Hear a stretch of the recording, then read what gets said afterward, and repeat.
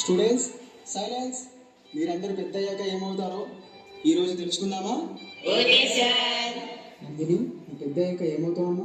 Is ఆఫీసర్ని అవుతాను sir. Michael, నువ్వేమవుతావు? నేను పెద్ద యాక్టర్ని అవుతా టీచర్. మరి నువ్వేమవుతావమ్మా? పెద్దయ్యాక పెద్ద డాక్టర్ని అయ్యి అందరినీ కాపాడుతాను సార్.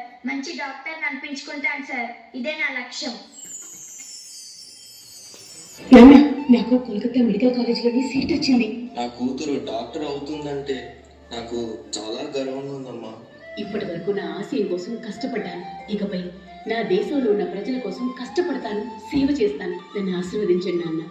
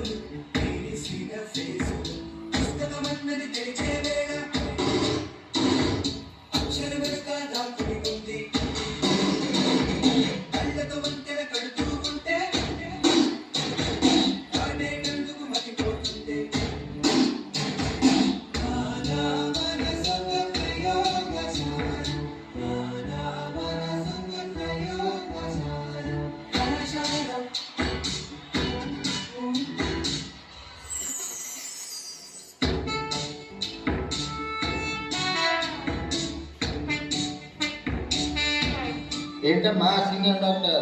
నేను ఇంకా సీనియర్ని కాదురా, జూనియర్ని. ఇంకెన్నాళ్ళే, జస్ట్ 1 year డాక్టర్. సరే, నా డ్యూటీ అయిపోయింది, బయలుదేరదామా? నాకు నైట్ షిఫ్ట్ ఉంది. నేను కాస్త రిలాక్స్ అయ్యి డ్యూటీ కంటిన్యూ చేస్తాను. నువ్వు బయలుదేరు. బాయ్. బాయ్.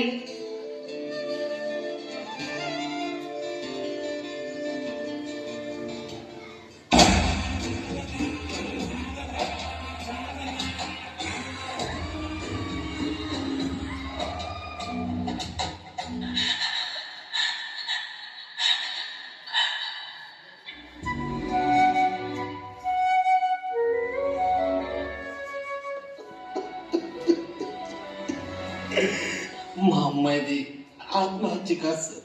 ఒంటి మీద దెబ్బలు, ఘాట్లో చూస్తుంటే ఏదో జరిగిందని అనుమానంగా ఉంది sir.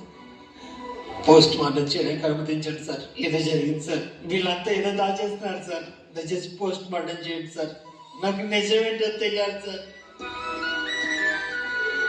Kolkata RG Kar medical college and హాస్పిటల్లో మహిళా ట్రైనీ డాక్టర్ పై అత్యాచారం, హత్య ఘటన దేశవ్యాప్తంగా ప్రకంపనలు రేపుతోంది. బాధితురాలికి న్యాయం చేయాలంటూ జూనియర్ డాక్టర్లు దిగిన నిరసనలు తీవ్ర రూపం దాల్చుతున్నాయి.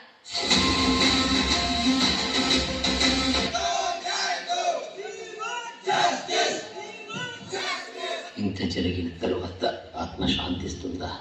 పర్యవసానం ఏం కోరుకుంటుంది?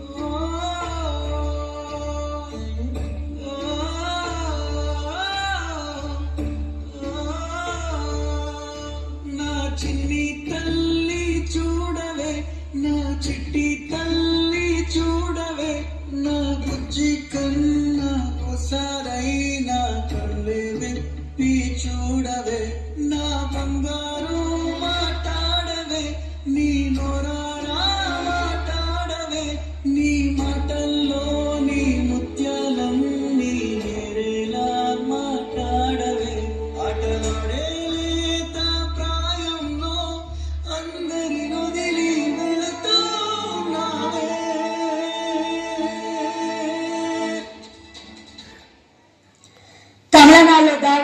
చేసుకుంది. శుభం తెలియని 4 ఏళ్ల చిన్నారిపై అత్యాచారం చేసి దారుణంగా హత్య చేశాడు రాక్షసుడు. కాళికాదేవిని అడిగాడిన కలకత్తాలో కలియుగంలో కన్యని ఎంత పైశాచికంగా చంపడం పాపం. ప్రాణాలను కాపాడే డాక్టర్ ప్రాణాలకే అది రక్షణ లేదంటే ఏంటి దారుణం. ఆడపిల్లగా పుట్టడం కర్మ. పోస్ట్ మార్టం రిపోర్ట్ చూస్తారా, కంట్లో నలిసి పడితేనే కిచకిచలాడిపోద్ది ప్రాణం. అలాంటిది కళ్ళల్లో గాజు పెంకులు కనిపించారంటే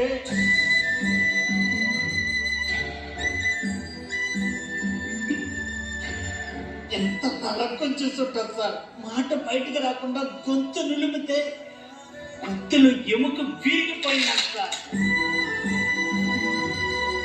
కంట్లో నుండి రక్తం, నోట్లో నుండి రక్తం, ఊపిరితిత్తుల్లో నుండి రక్తం కట్టుకుపోయిందంట సార్. రక్తం కట్టుకుపోయిందంట సార్. పాపం సార్. తల, ముఖం, మెడ, చేతులు ఒక్కటే సార్. 14 చోట్ల గాయాలు, ఎముకలు విరిచేశారంట సార్.